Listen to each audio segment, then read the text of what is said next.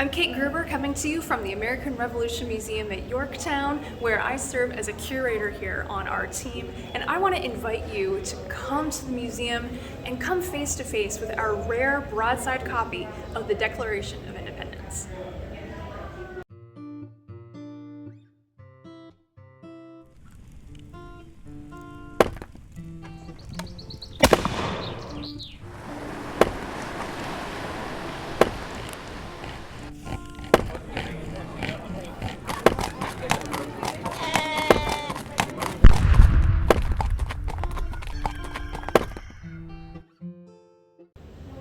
This is the Jamestown-Yorktown Foundation's copy of an original broadside of the Declaration of Independence.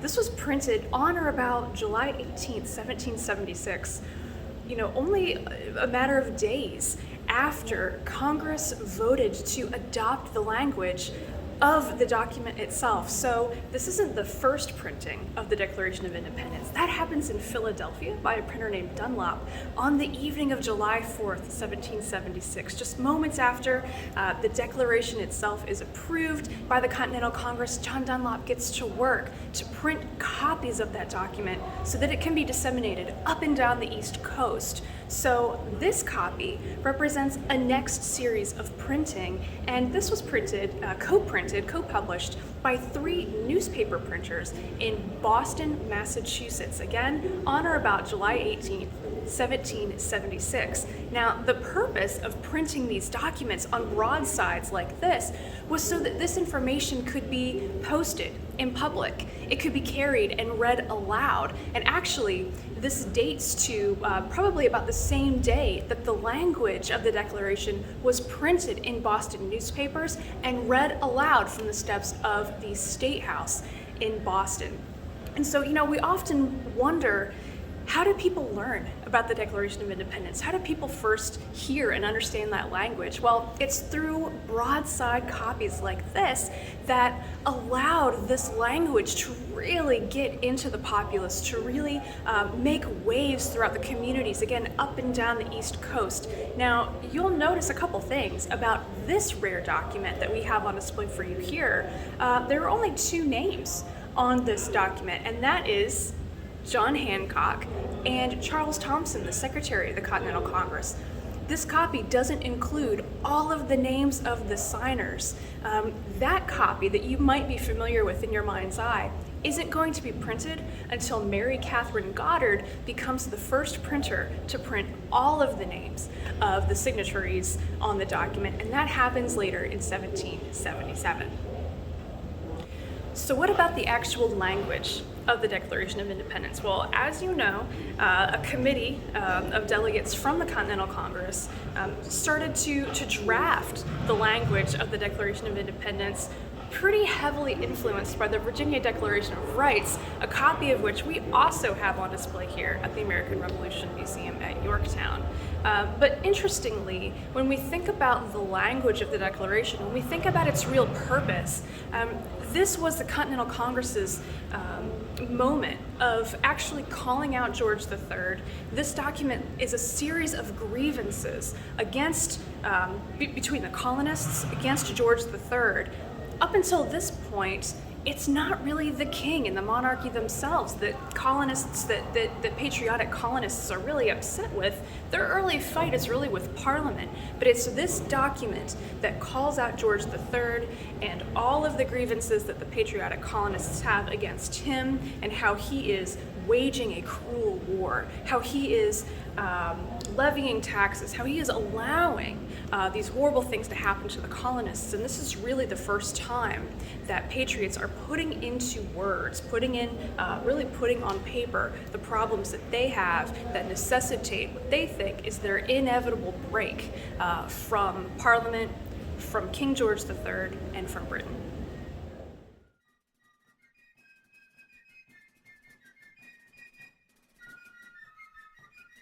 In Congress, July 4th, 1776, the unanimous declaration of the 13 United States of America, when in the course of human events it became necessary for one people to dissolve the political bands which have connected them with another, to assume among the powers of the earth the separate and equal station to which the laws of nature and of nature's God entitle them, and decent respect to the opinions of mankind requires that they should declare the causes which impel them to the separation.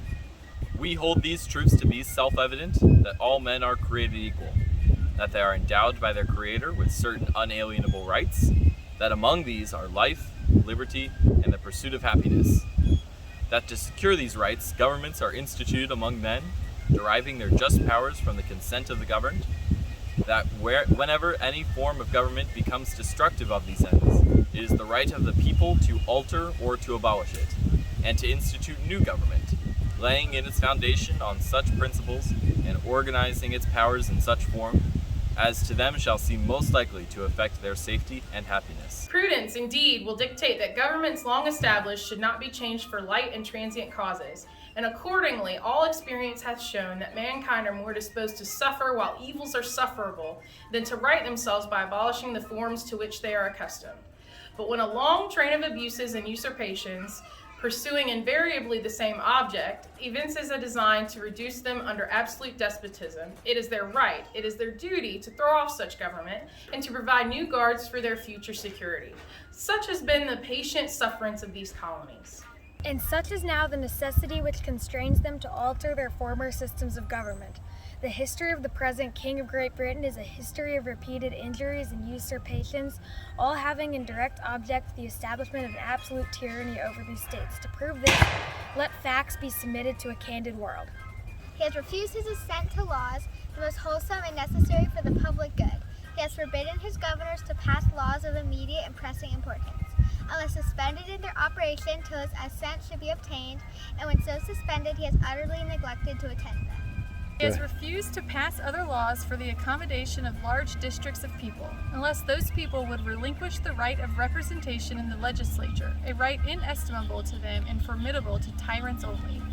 He has called together legislative bodies at places unusual, uncomfortable, and distant from the depository of their public records, for the sole purpose of fatiguing them into compliance with his measures. He has dissolved representative houses repeatedly for opposing with manly firmness his invasions on the rights of the people. He has refused for a long time, after such disillusions, to cause others to be elected, whereby the legislative powers, incapable of annihilation, have returned to the people at large for their exercise, the state remaining in the meantime exposed to all the dangers of invasion from without and convulsions within. He has endeavored to prevent the population of these states, for that purpose obstructing the laws for naturalization of foreigners, refusing to pass others to encourage their migrations hither, and raising the conditions of new appropriation of lands. He has obstructed the administration of justice by refusing his assent to laws for establishing judiciary powers. He has made judges dependent on his will alone for the tenure of their offices and amount of payment for their salaries. He has elected a multitude of new offices and sent hither swarms of officers to harass our people and eat out their substances. He has kept among us, in times of peace, standing armies without the consent of our legislators. He has affected to render the military independent of and superior to the civil power. He has combined others to subject us to a jurisdiction foreign to our Constitution and unacknowledged by our laws, giving his assent to their acts of pretended legislation. For quartering large bodies of armed troops among us, for protecting them by a mock trial from punishment for any murders which they should commit on the inhabitants of these states, for cutting off our trade with all parts of the world, for imposing taxes on us without our consent, for depriving us in many cases of the benefits of trial by jury, For transporting us beyond seas to be tried for pretended offenses, for abolishing the free system of English laws in a neighboring province, establishing therein an arbitrary government and enlarging its boundaries, so as to render it once an example and fit instrument for introducing the same absolute rule into these colonies. For taking away our charters, abolishing our most valuable laws, and altering fundamentally the forms of our governments. For suspending our own legislators and declaring themselves invested with power to legislate for us in all cases whatsoever. He has abdicated government here by declaring us out of his protection and waging war war against us. He has plundered our seas, ravaged our coasts, burned our towns, and destroyed the lives of our people. He is at this time transporting large armies of foreign mercenaries to complete the works of death, desolation, and tyranny already begun with circumstances of cruelty and perfidy scarcely paralleled in the most barbarous ages and totally unworthy the head of a civilized nation. He has constrained our fellow citizens taken captive on the high seas to bear arms against their country, to become the executioners of their friends and brethren, or to fall themselves by their hands. He has excited domestic insurrection among us and has endeavored to bring on the inhabitants of the frontier the merciless Indian savages whose known rule of warfare is an undistinguished destruction of all ages, sexes, and conditions. In every stage of these oppressions, we have petitioned for redress in the most humble terms. Our repeated petitions have been answered only by repeated injury. A prince whose character is thus marked by every act which we may define a tyrant is unfit to be the ruler of a free people. Nor have we been wanting in attentions to our British brethren. We have warned them from time to time of attempts by their legislature to extend an unwarrantable jurisdiction over us. We remind them of the circumstances of our emigration and settlement here. We have appealed to their native justice and magnanimity, and we have conjured them by the ties of our common kindred to disavow these usurpations, which would inevitably interrupt our connection and correspondence. They too have been deaf to the voice of justice and consanguinity. We must therefore acquiesce in the necessity which denounces our separation and hold them as we hold the rest of mankind, enemies in war, in peace, friends. We, therefore, the representatives of the United States of America, in General Congress assembled, appealing to the Supreme Judge of the world for the rectitude of our intentions, do, in the name and by authority of the good people of these colonies, solemnly publish and declare that these united colonies are, and of right ought to be, free and independent states, that they are absolved from all allegiance to the British Crown, and that all political connection between them and the state of Great Britain is, and ought to be, totally dissolved, and that as free and independent states, they have full power to levy war, conclude peace, contract alliances, establish commerce, and to do all other acts and things which independent states may have right do. And for the support of this declaration, with a firm reliance on the protection of divine providence, we mutually pledge to each other our lives, our fortunes, and our sacred honor.